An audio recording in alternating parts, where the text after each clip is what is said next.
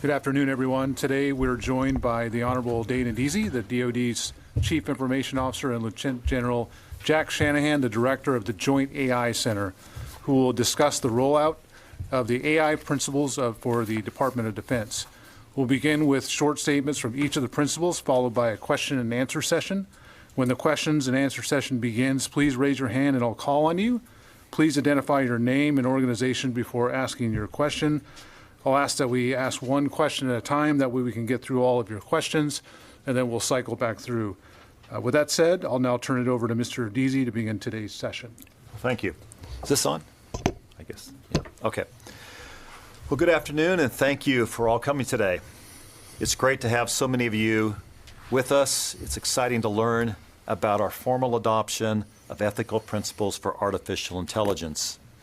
Our work here today builds upon centuries of our nation's honorable service in the defense of the nation and our consistent commitment to upholding our values.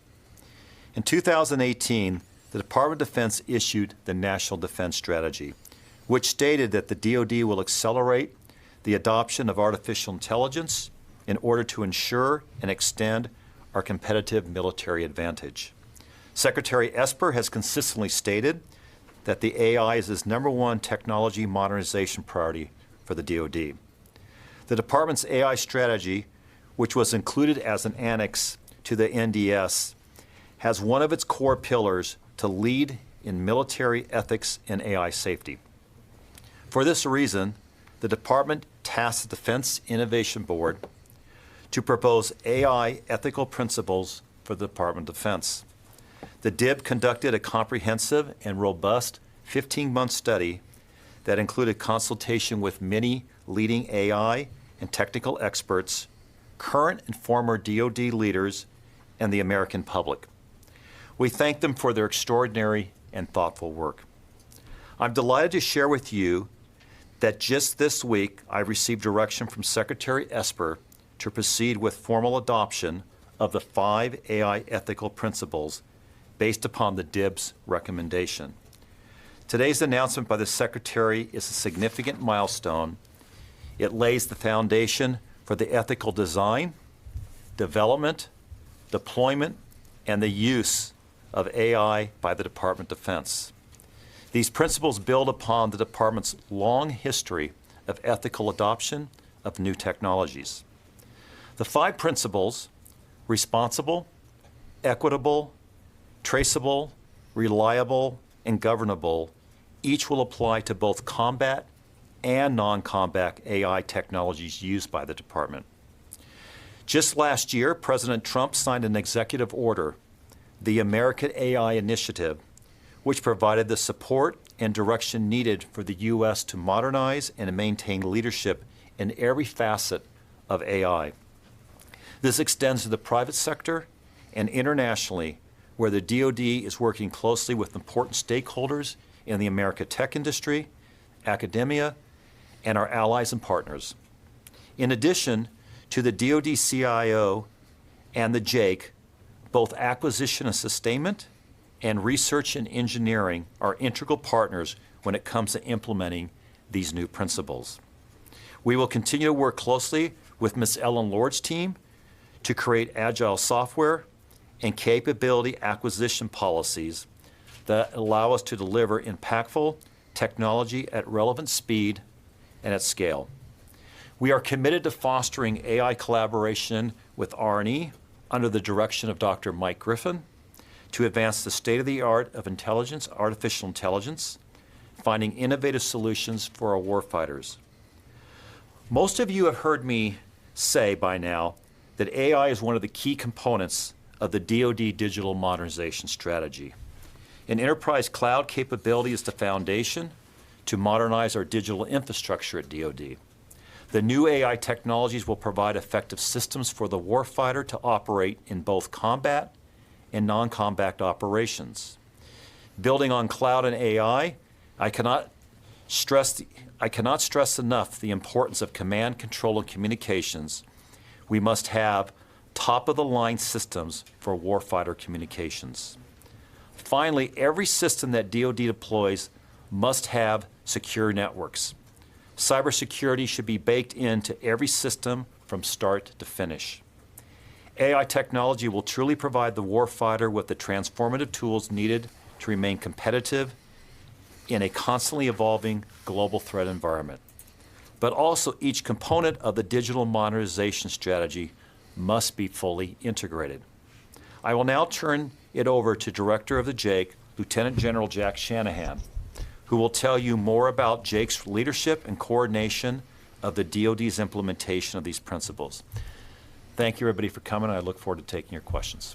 All right. Thank you, sir. Good afternoon, ladies and gentlemen. I am, as was already said, Lieutenant General Jack Shanahan, Director of the DOD Joint Artificial Intelligence Center, or the JAIC. It's good to be with you again, and I'm glad to see so many familiar faces in the audience. I'll begin by echoing a point that Secretary Esper has emphasized. Technology changes, but the U.S. military's commitment to upholding the highest ethical standards will not. Make no mistake, the adoption of AI principles is about achieving ethical outcomes as we field AI-enabled capabilities. The stakes for AI adoption are high. AI is a powerful, emerging, and enabling technology that is rapidly transforming culture, society, and eventually even warfighting. Whether it does so in a positive or negative way depends on our approach to adoption and use. The complexity and the speed of warfare will change as we build an AI-ready force of the future. We owe it to the American people and our men and women in uniform to adopt AI ethics principles that reflect our nation's values of a free and open society. As I've mentioned before, this is a multi-generational challenge that will require a multi-generational commitment. The DOD's ethics principles are a steadfast symbol of that commitment. While we firmly believe that the nation that masters AI first will prevail on the battlefield for many years, we also believe that the nation that successfully implements AI principles will lead in AI for many years. The U.S. military intends to do just that. Last month, I was in Brussels for meetings with our NATO and European Union counterparts to discuss the prospects for AI partnerships. My conversations with our allies and partners in Europe revealed that we have much in common regarding principles related to the ethical and safe use of AI-enabled capabilities in military operations. This runs in stark contrast to Russia and China, whose use of AI technology for military purposes raises serious concerns about human rights, ethics, and international norms. Conversely, the U.S. system of democratic values and transparency, which led us to the development of the DOD's AI ethics principles, provides a framework for like-minded nations to follow as they look to adopt their own AI principles. With the adoption of AI ethics principles today, the U.S. is forging a path to increase dialogue and cooperation abroad to include the goal of advancing interoperability with key allies and partners. Our interest in AI partnerships extends to our interagency partners, the American tech industry, academia, and others. These relationships are vital for the department to successfully adopt AI at scale. We value these partnerships. In fact, we would not be where we are today without the benefit of insights from many AI experts in government, industry, and academia, to include from some who object to DOD's use of AI-enabled capabilities. And I especially want to thank the members of the Defense Innovation Board, or the DIB, for their work in getting us to this point. Our dialogue with all of these stakeholders will continue, and we look forward to sharing best practices and lessons learned. I followed through on my previous commitment to hire someone to lead our work on implementation of AI ethics principles. She has the right blend of technical, policy, legal, and ethics experience. In the coming months, she, along with the rest of our JAIC policy team, will be bringing together thought leaders from across the rest of the department to work on the implementation of AI principles. This will be a rigorous process aimed at creating a continuous feedback loop to ensure the department remains current with emerging technology innovations in AI. Our teams will also be developing procurement guidance, technological safeguards, organizational controls, risk mitigation strategies, and training measures. We will make these implementation measures available to the department and develop governance standards. These are proactive and deliberate actions that will infuse a strong foundation for the implementation of AI ethics principles while allowing for flexibility to adapt as technology evolves. As long and as arduous as the DIBS journey has been over the past 15 to 18 months, in some ways that was the easy part. Implementing the AI ethics principles will be hard work. The department's efforts over the next year will shape the DOD's future with AI. Our intentions are clear. We will do what it takes to ensure that the U.S. military lives up to our nation's ethical values while maintaining and strengthening Americans' technological advantage. The department's adoption of AI ethics principles demonstrates our commitment to the American people, the men and women in uniform, and our allies and partners to be ready to deter and, if necessary, fight and win when our nation calls. The road ahead will bring challenges, yet I'm optimistic about the prospects of an AI-ready force of the future that is grounded in AI ethics principles. And with that, we'll turn it over for questions. Thank you. Right, I'll start from front to back. Travis, will you start us off, please? Sure. Travis Tritton with Bloomberg. Thanks for doing this. You mentioned the tech industry, and I'm wondering if you think adopting these ethical guidelines are going to ease some of the concerns in the tech industry about working on AI applications for the military and create some space for collaboration. And if so, how is that going to benefit the work you're trying to do right now?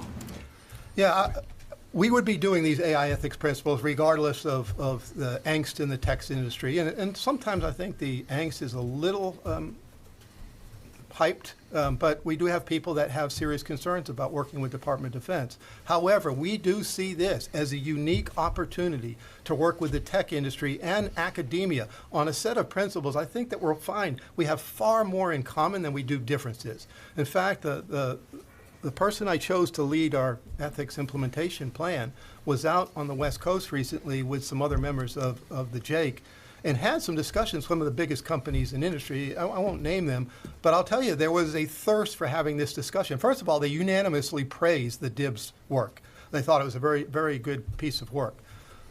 But what the team also found in talking with the big companies is nobody is very far along in this area of ethics implementation. There's been a lot of great talk about it, but everybody finds there's some challenges when you actually take principles and apply them to every aspect of the AI fielding pipeline. So I actually would like to believe this is an excellent conversation started with tech industry, and I hope it shows that we have more in common than most people might suspect by hearing some of the stories about what we did in the past with Project Maven and so on. So it's a good scene setter, the way I look at it.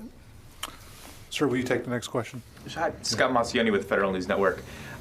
What does this, so you've been working with AI before, obviously, so what does this mean for the average person working in AI now that you're implementing these policies? What kind of changes are they going to be seeing?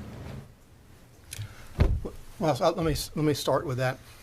I think for everybody, the real hard part of this is taking an AI delivery pipeline and understanding where those ethics principles need to be applied. And it's going to be everything, I believe, from where's your data come from? What does the data look like? Is the data representative of a very small sample size as opposed to a very diverse set of data that would be necessary to develop a high-performing algorithm? All the way to things like test and evaluation. What do we need to do during T&E and V&V, validation and verification, test and evaluation, to show that we're meeting, in this case, I would say, the reliable piece of the 5 principles. Reliable to me is about T&E and V&V. And I could run you through every one of the 5 principles and find a place where people would understand where they fit in. I think the probably more important than anything else is that everybody will now understand when the department is going to field an AI capability, it will be representative of the 5 ethics principles, as opposed to just going out and trying something and maybe doing some T&E, but not doing the other 4 principles that are associated with it. Yeah, I would say when we created JAIC from day one, we said, look, we got to put some real rigor in about what do we mean when we say we want to field a AI solution. And so we've created this joint foundation, which is about technology and tools that people can use. But one of the things we've always said throughout this is we always knew that if we got the AI principles right, which I absolutely believe we've gotten right here, this will bring even more structure and discipline for how we go about building solutions, fielding solutions, and the ongoing operations of those solutions. So I think this is additive from how the average AI technician might see their job in terms of bringing more discipline to the process. And if I might just go back to something you said earlier, and I'll tie 2 things together. Sometimes speed to market in tech industry matters more than anything else. That's not the case with Department of Defense. We will move as fast as we can, but while abiding to these 5 principles. I think that's very important. Ma'am, go ahead. Hi, Courtney Cuby with NBC News. General, I want to ask you about something that you said in your opening, that the nation that masters AI first will prevail on the battlefield. Do you think China has mastered AI first, and does that give them a technological advantage over the United States? No, I do not think that China has mastered AI. We know that a lot about China. Some of what we know is on the open side, some is on the classified side. I tell you what we know is their intent is to move fast and aggressively with high levels of investment and extraordinary large numbers of people to advance AI. They're running into the same challenges in adopting AI as any country in the world is. Their data problems are representative of our data problems, just different problem sets. So I give them credit for having the intention from the chairman-C level on down to sort of the prefecture, nationwide intent to lead in AI by 2030. That doesn't mean they have mastered AI, and I strongly suggest they do not. The United States has very deep structural advantages in everything from, say, hardware and microelectronics to our academic institution, to our talent and our agility and our ability to innovate and be agile. However, we can't afford to slow down either. Those structural advantages will not be in place forever. We have to keep at this and move very aggressively ourselves.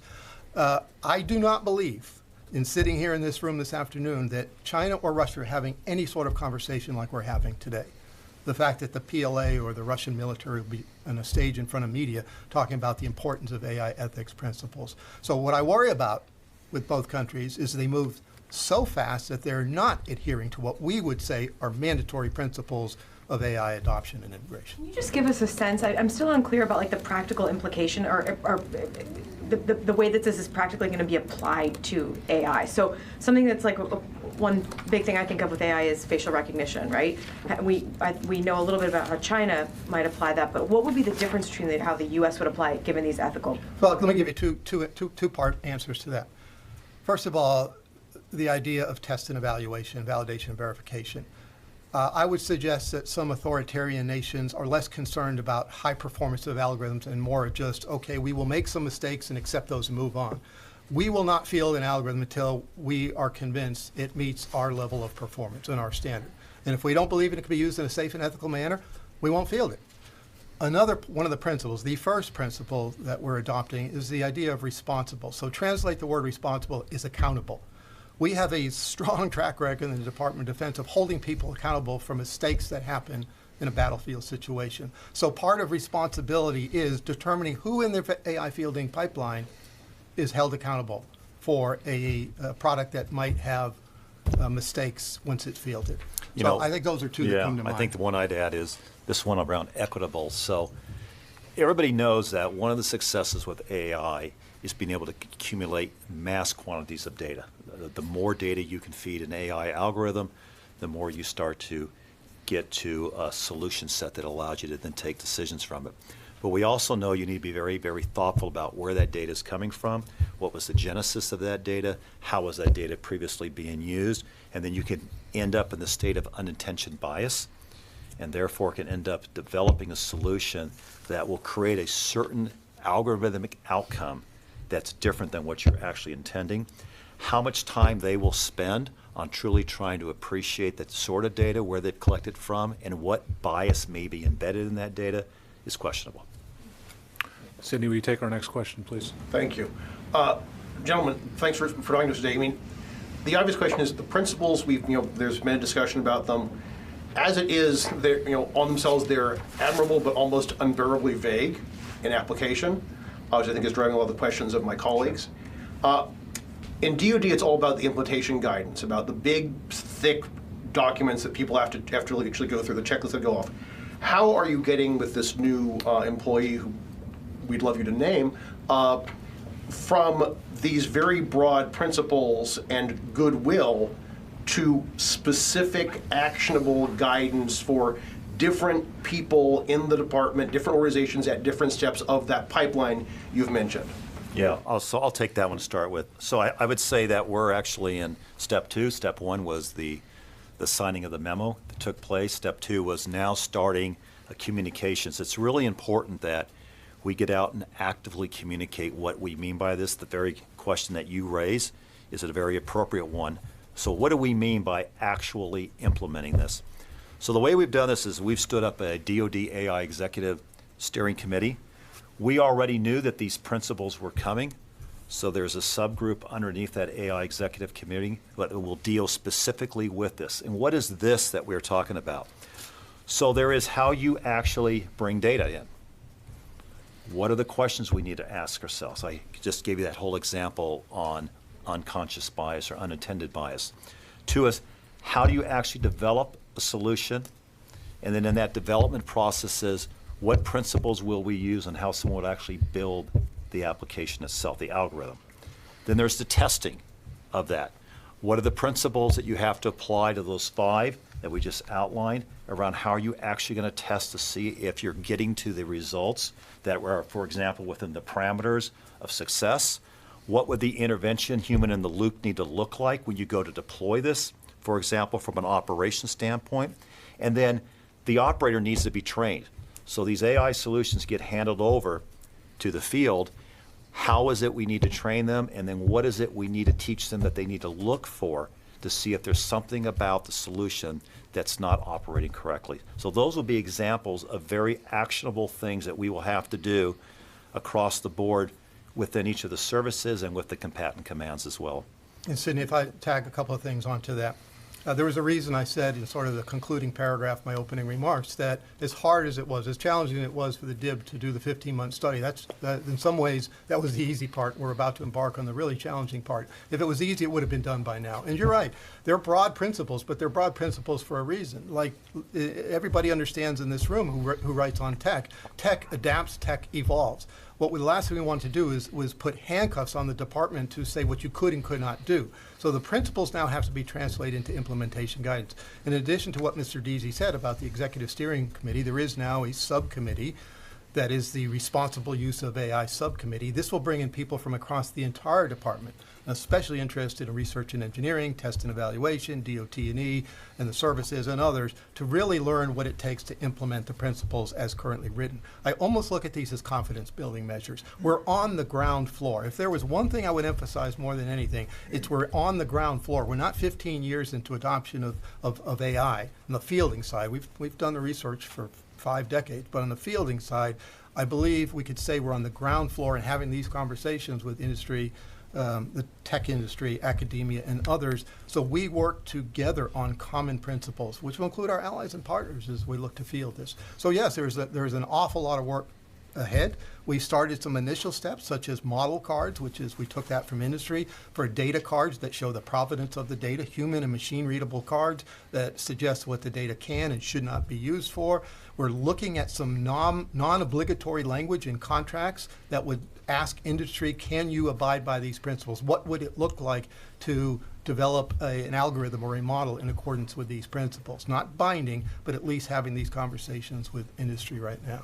The timeline for rolling all those things out? Yeah, I mean, one of the things I've tried to share across the department is if you just look at what it takes to put an AI model out into use into the field, it is a highly iterative process. You bring data in, you test that against the algorithm, you then get results, you then iterate this loop.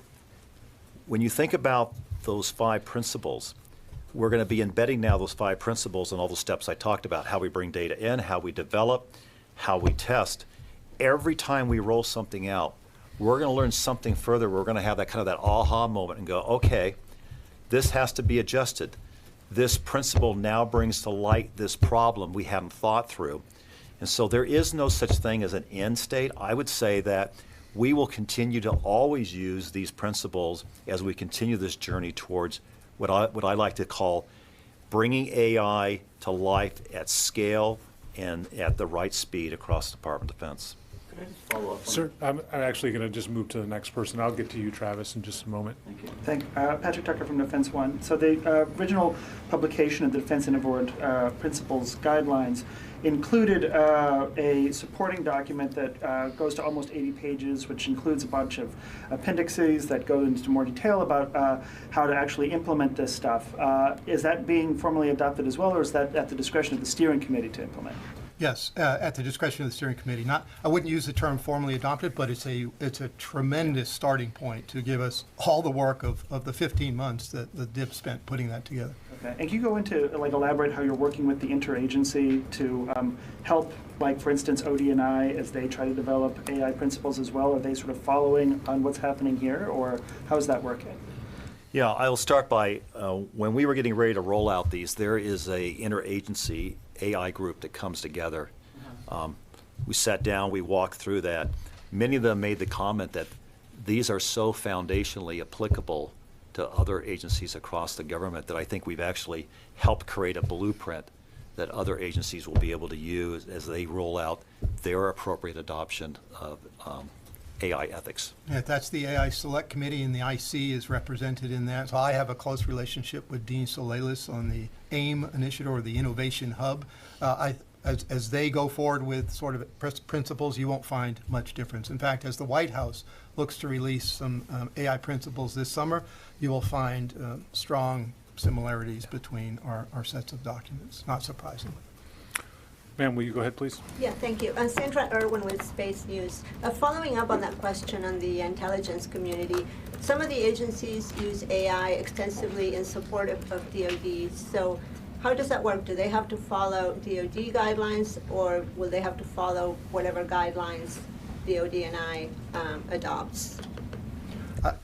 There will be nothing that, when we're working with somebody else from across the interagency, that would be sort of the line you shall not cross. These are principles. We will discuss those as we're looking to bring in a certain technology from commercial industry or academia. And that's largely what my mission, at least in the JAIC, is to bring in capabilities that exist in academia and industry today that's considered state-of-the-art, and then get into the fielding part of it.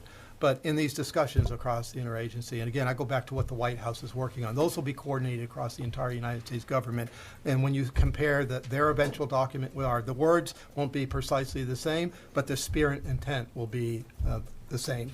And so I just don't think it's going to be that hard to work across the interagency.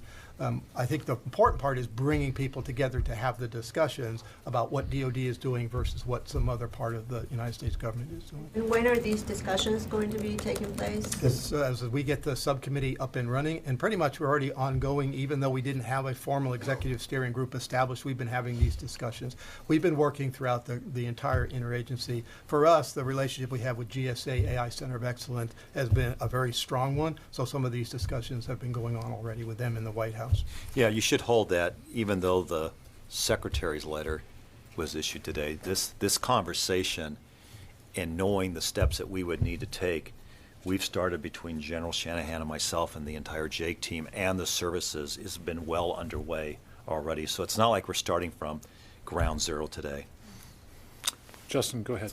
Thanks. Justin Doubleday with Inside Defense. Just really quickly following up, then I have another question. Who's on the steering committee? Who leads the steering committee?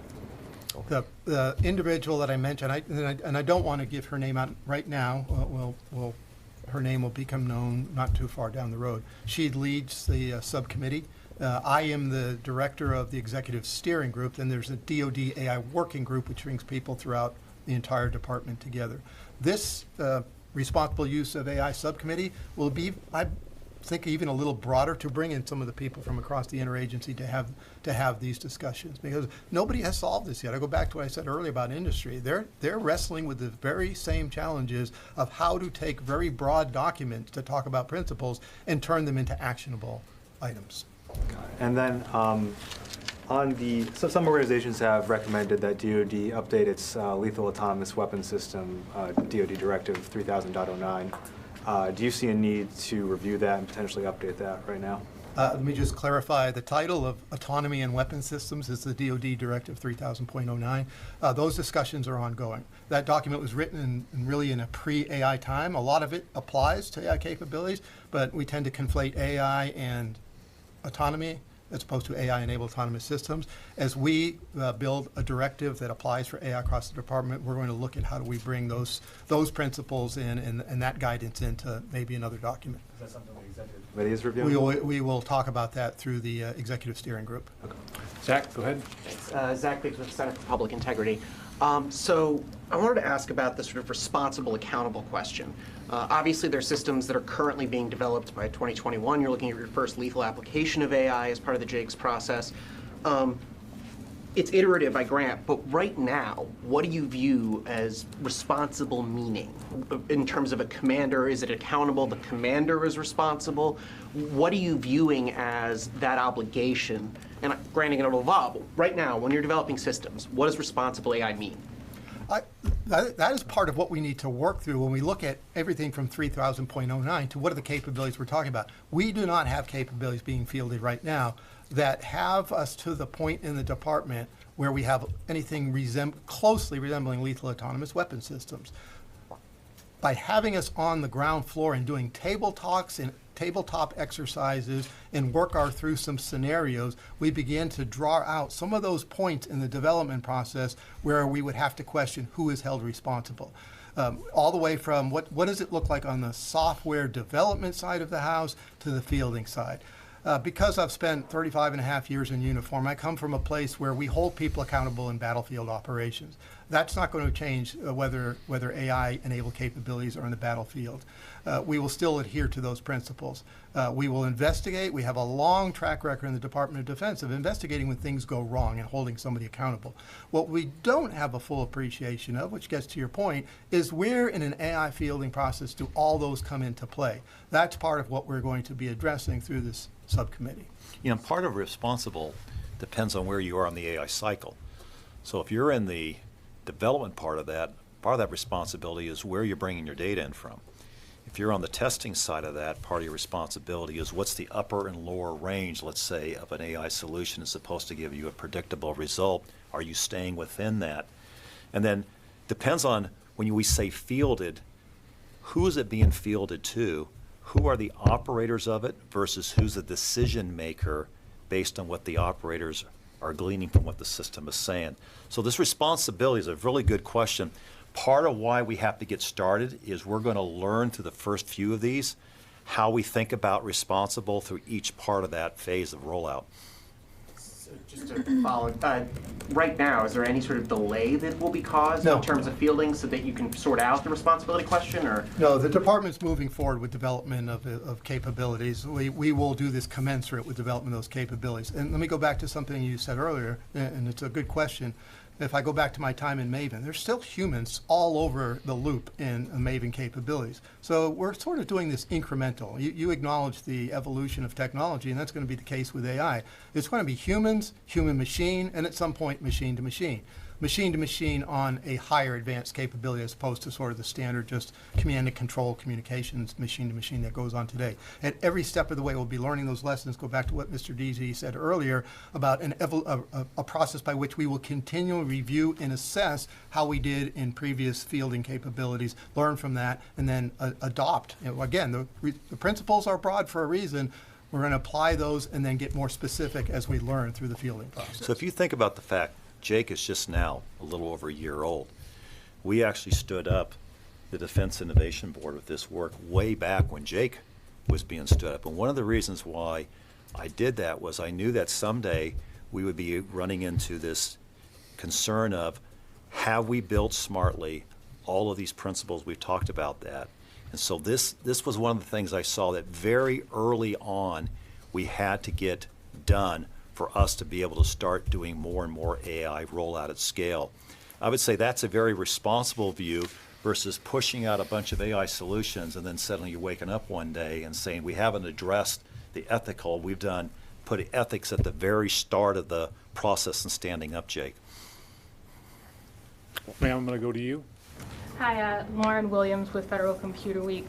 General, earlier you mentioned including non-obligatory language into contracts for, I guess, would it be the defense contractors. How does the DOD plan to enforce that or assess whether these companies would be abiding by these principles? No, thanks. I would say I'm not suggesting enforcement at the beginning of it. These are early conversations to be had with our industry partners to say, now that we have established these 5 principles for AI ethics, could you develop capabilities that address each of the 5 at some point along the way? And maybe it's not all 5, maybe it's on the reliable piece of it, which is more on the T&E, which we have been doing very deliberately through my Project Maven days, and now some of our early Jake work is really focusing on what T&E and validation and verification looks like.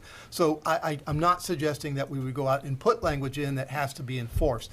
Far too early in the process for that. But what I'm really excited about is the opportunity to speak with our industry partners just to have this conversation. And it turns out the biggest companies of the world, the startups of the world, anybody who's in AI want to have this conversation. It's in their best interest to be developing capabilities in accordance with the principles as well. They must just have a slightly different flavor in their own company. I'd actually say that by these principles now being rolled out, think about what it gives the marketplace. It gives them access into how we think, what's important to us, how do we want to drive AI. And I think this will actually stimulate the marketplace and now start to create technology to solve very specific problems if you look across each of those 5 principles. Some of those principles will need some unique technology solutions to help bring those to life. Sir, go ahead. Jackson Barnett with FedScoop.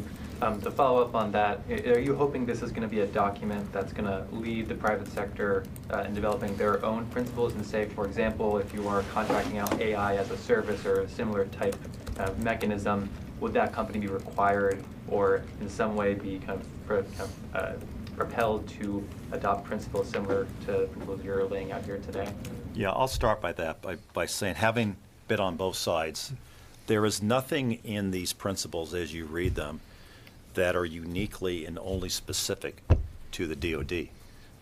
Any one of these is absolutely applicable to the private industry as well. Now, am I trying to suggest that we are going to be the leaders in driving that in the corporate world? No, the corporate world will pick up at that and deal with it in the appropriate way. But I think the application of how you could apply these are very applicable to private industry. And the only thing I would add is that we would not say that DOD has the answers. We have some answers. We want to understand what else is out there. So just to what Mr. Deasy said, we're going to learn as much from industry and academia. We're just proud of the fact that the Secretary of Defense has put his signature on this memo, and we're tasked to implement them. If I could just clarify one thing, is this a straight copy and paste from what the DIB submitted? Was there any changes in the draft from what they submitted? Go ahead. There are some changes, but let me say right off the top that if you were to compare what the DIB submitted and what the Secretary signed, the spirit and intent of both versions are entirely consistent. Where you'll see some differences and where the DIB document had should, the Secretary of Defense wrote will. So it is actionable. You will go do this as a Department of Defense. So I think that makes the document stronger. There's a few other places where, as they were recommendations from the DIB, the Secretary of Defense had to turn around and write them in a formal memo to the rest of the department. So the lawyers had to make sure the language was appropriate in all cases. There are some places where it was even a little bit stricter, I think, on the DOD side, where in one of them, I think it was on the traceable or equitable side, it talked about this would apply to people with the relevant technical expertise. Now it just says relevant personnel. So it's even broader that anybody who touches this will have some responsibility. But if the 5 principles themselves are identical. The words, a little bit different in some places, largely the same. Spirit, intent, entirely consistent. I'm going to go to the back of the room, but Travis, I think you had a follow-up. Yeah, I wanted to follow up on that, and just to be crystal clear, I haven't seen the language, so I apologize if it's explicit in there. The Defense Board, when they made these recommendations last year, they really underscored this idea of having a human in the loop that could shut down these systems if something goes wrong. Is that preserved in there, and how important is that element of it to you? It is preserved. In some ways, it's even a little bit broader than it was in the DIB language. It says now, so the end of the sentence, possessing the ability to detect and avoid unintended consequences and to disengage or deactivate deployed systems that demonstrate unintended behavior. That could either be human or automated ways of doing that. So again, the language is consistent between the two. This just is a little bit broader applicability to how that would actually happen. It doesn't specify human or automated ways of disengagement. It just says there has to be a way to disengage or deactivate deployed systems that demonstrate unintended behavior. And you should note that this wasn't a case of the DIB wrote these, hand them over to us, and then we went alone at it. We've had the DIB in for, multitude of conversations, some really good, healthy discussions, debates, working through what they came up with and sharing with them how we were going to enhance them, change some wording, so it made more sense in terms of how the Department of Defense talks. Sir, you've had your hand up. Go ahead, please. Matt Baynard, Defense Daily. I was just wondering about Jake's current national mission initiatives. Any updates you're able to provide in terms of how far along those are? I know like the Black Hawk maintenance tool, disaster relief, and then just any new NMIs that have started since the new year. Yeah, I don't want to get into a lot of details in this setting, but we are making progress on our cyber defense mission initiative, as well as a warfighter health one, which is still one of our earlier ones.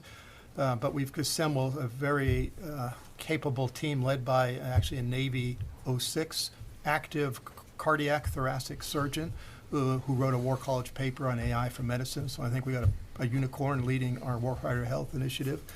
And all the surgeons generals from the rest of the services have been happy to provide bodies to us because they don't have the capacity to do it. And then broadly, one that we've talked about called joint warfighting, looking at different capabilities having to do with terrestrial surveillance capabilities, sort of small UASs for perception, cognitive assistance, and so on. And then the one that we're really sort of picking up steam on that Mr. Deasy is very familiar with, what I would call intelligent business automation or process automation. Those are the places where we're going to find nearer-term return on investment, which are not pure AI capabilities, but I've got a superstar leading that project who's really working across all the services. There's a thirst for getting that fielded very quickly. I think one of the ones that I'm most excited about is the one that every time when we meet, I always say, how is it going? And that is the Joint Common Foundation. I've always said Jake's success lies in its ability to scale at speed, but create repeatable processes, technology tools, libraries, and so there's this whole foundation that is being built that is starting to pick up some real momentum, and this is what the services will be using as they start to build and deploy their solutions. Next question, please. Ma'am, go ahead. Finally, national defense. A lot of the conversation was about how this would affect industry and whatnot, but what kind of role did they play in actually drafting them, if any? I mean, what kind of feedback did you get? In the principles that the DIB, in the report that DIB wrote, they engaged industry throughout the entire 15-month period. They had very open sessions, bringing in academic expertise, industry experts, open to public to come in. And as I said in my remarks, people that objected, did not like the fact that DOD is using AI-enabled capabilities, had a chance to come to the table and express why they didn't like the fact that DOD would be adopting AI-enabled capabilities. So industry was infused throughout. In our conversations, I'll go back to something Mr. Deasy said earlier, even before the publication of the DIBS report, we were having conversations with industry, but they were a little broader because we didn't have the principles set yet. We just wanted to know if we are going to field a capability. So I always go back to the one that we call reliable. That's the one I think we put the most time and thought into in Project Maven in the beginning of Jake, is how do I know that this will perform as advertised once fielded? That's the test and evaluation, validation, and verification. And even when a capability is fielded, there has to be real-time feedback on things that it is performing against in the real world, as opposed to the data sets that were representative of the real world, but things happen differently when you get into those situations. So then we have to update the test and evaluation as we put new models out the door. So industry has been in this conversation throughout, to include this visit that I mentioned. Our team went out to the West Coast last week. Very, very eager to have this conversation. Even some that have some reluctance about things like Project Maven are enthusiastically coming to the table to talk about the AI ethics principles. So really a conversation everybody wants to have. It's a way to get ourselves in the door more often than not. When I meet with CEOs of these industries, the first question is, do you think we got these right? Is there anything you think we're missing? And they immediately want to start having a conversation about what can they provide in terms of solutions now that can help us actually bring these to life. So, classic model of they're starting to look at what the business opportunity is, that they can now take these principles and create solutions for us. That's what the conversations are that I'm having with ministry, is they're wanting to talk about how can they actually start to help us create solutions around these things. I think we have time for one more. Justin, go ahead. I just wanted to ask, one of the interesting things about Project Maven was the fact that, the controversy within it was that Google was able to keep its relationship with the project secret until an employee discovered it.